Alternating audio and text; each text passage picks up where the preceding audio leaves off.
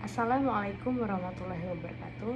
Izin memperkenalkan diri, nama saya Hila Taskia dengan NPM 22411-090. Di sini saya akan menjelaskan tentang materi dari manajemen keuangan yang ke-8, yaitu manajemen utang.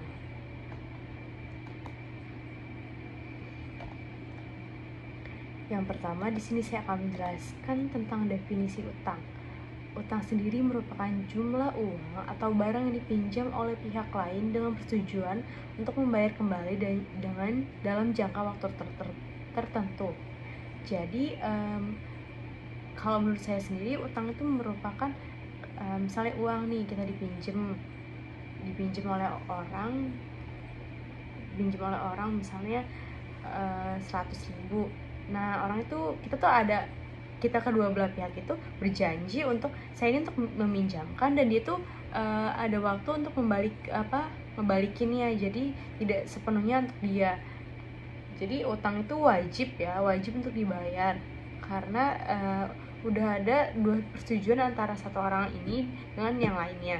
Jadi wajib untuk dibayarkan, maupun barang ataupun uang itu harus dikembalikan. Jadi utang itu ada dalam bentuk barang, kemudian ada uang, kemudian dan lain-lain. Nah, kalau manajemen utang. Nah, manajemen utang ini adalah proses pembayaran utang dengan melibatkan pihak ketiga guna membantu pihak yang terlibat utang. Jadi misalnya ada orang minjem perusahaan untuk berhutang, kemudian dia tuh menggunakan pihak ketiga sebagai jaminan atau sebagai kayak membantu. Kalau misalnya dia nggak bayar, dia bakal kena sanksinya. Jadi yang yang setuju tuh bukan cuma 2 orang, tapi ada pihak ketiga yang membantu agar si peminjam ini nggak kabur saat ditagih hutangnya. Jadi nggak menghasilkan rugi kalau begitu. Jadi ada pihak ketiga kalau dalam manajemen utang ini.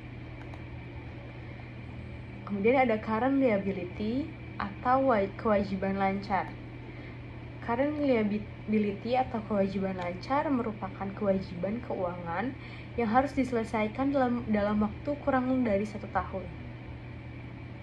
Nah, current liability ini atau kewajiban lancar itu adalah utang, kewajiban keuangan atau utang yang perlu dibayar atau diselesaikan dalam jangka waktu itu kurang dari 1 tahun, misalnya 1 tahun kurang.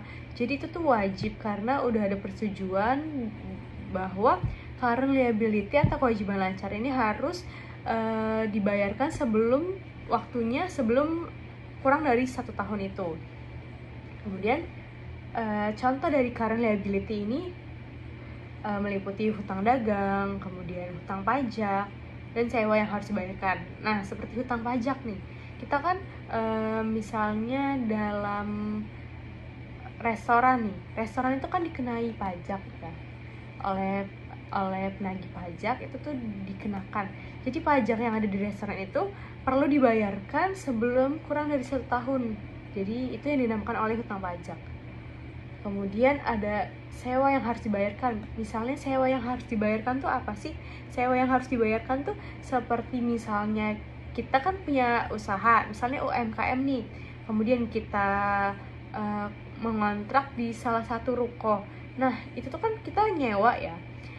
Nyewa dalam ruko itu. Jadi kita tuh harus membayar ruko yang kita sewa itu sebelum kurang lebih dari 1 tahun, yaitu yang dinamakan current liability atau kewajiban lancar. Jadi kewajiban ini harus dibayar setiap tahunnya sebelum 1 tahun agar kita dapat meneruskan kita bisa tetap di situ, bisa tetap di kontrakan itu, di ruko itu. Jadi kewajiban lancar, jadi harus terus dibayar. Nah, current liability ini biasanya diselesaikan dengan menggunakan aset lancar seperti misalnya kas atau piutang. Nah, maksudnya itu apa sih diselesaikan dengan menggunakan aset lancar seperti kas atau piutang? Jadi, maksudnya itu kayak tadi restoran, tapi biasanya restoran itu pajaknya itu dibebankan oleh para customer. Jadi kan seharusnya yang bayar pajak itu bukan customer, yang bayar pajak itu seharusnya dari pihak restorannya. Akan tetapi restoran ini memberi pajaknya, membebankan pajaknya kepada customer. Nah, misalnya kayak tadi tuh saya menjelaskan tentang kita kontrak di ruko. Nah, yang pemilik usaha ini bisa membayar kontrakan rukonya ini dengan uang kas yang dia punya atau dengan dia piutang, meminjam. Kemudian ada rasio likuiditas. Rasio likuiditas perusahaan dapat diukur dengan membandingkan current liabilitas dengan aset lancar. Nah, jadi dalam rasio likuiditas ini bisa dibandingkan dengan current liabilitas dengan aset lancar. Tadi saya sudah menjelaskan tentang current liabilitas. Nah, setelah itu saya ingin menjelaskan tentang non-current liabilitas. Non-current liabilitas atau kewajiban jangka panjang. Nah, non-current liabilitas ini adalah kewajiban jangka panjang yang merupakan kewajiban keuangan yang harus diselesaikan dalam waktu lebih dari 1 tahun. Jadi itu bisa dibayarkan dengan lebih dari 1 tahun. Nah, tadi kan kalau current liabilitas itu kewajiban lancar itu harus dibayarkan sebelum 1 tahun. Kayak misalnya itu tuh tadi tuh bisa jadi kayak kos-kosan.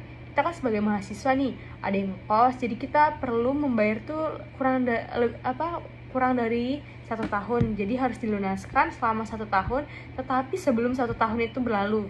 Misalnya kayak sebelum kita masuk ke dalam kos itu, sebelum kita ngekos, jadi kita harus bayar dulu, misalnya dibolehin setengah atau 1/4 uangnya, tapi harus dilunasin sebelum 1 tahun, misalnya beberapa bulan sebelum 1 tahun itu.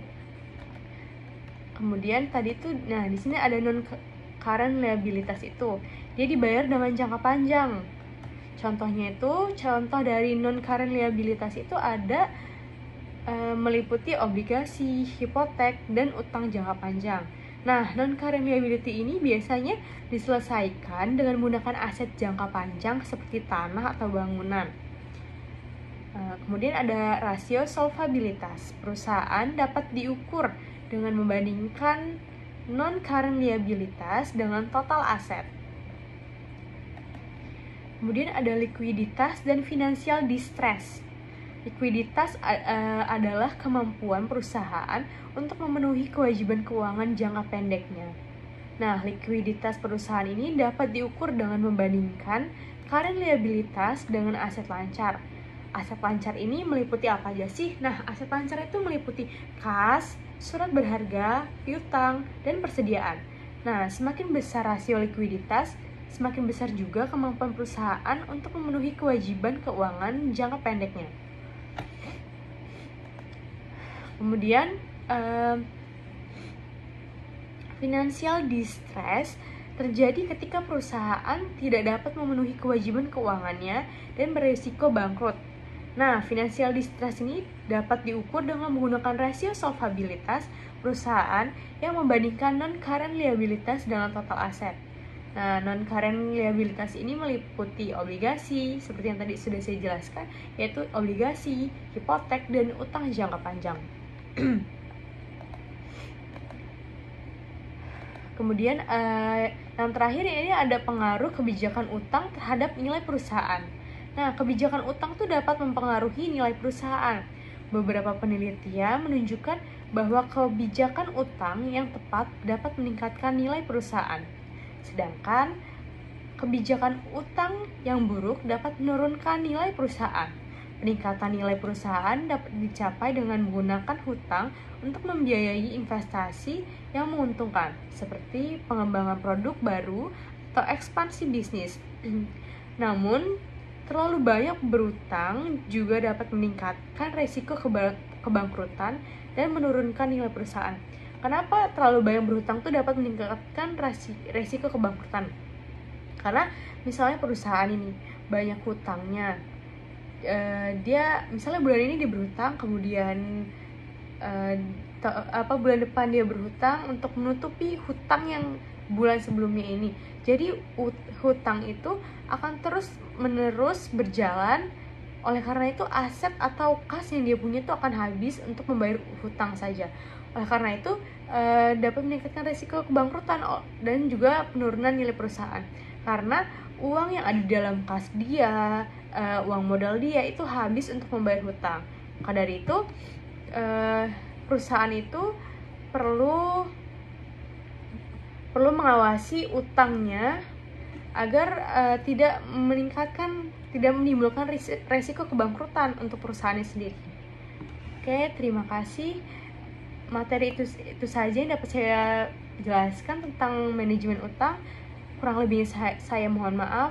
Saya akhiri. Wassalamualaikum warahmatullahi wabarakatuh.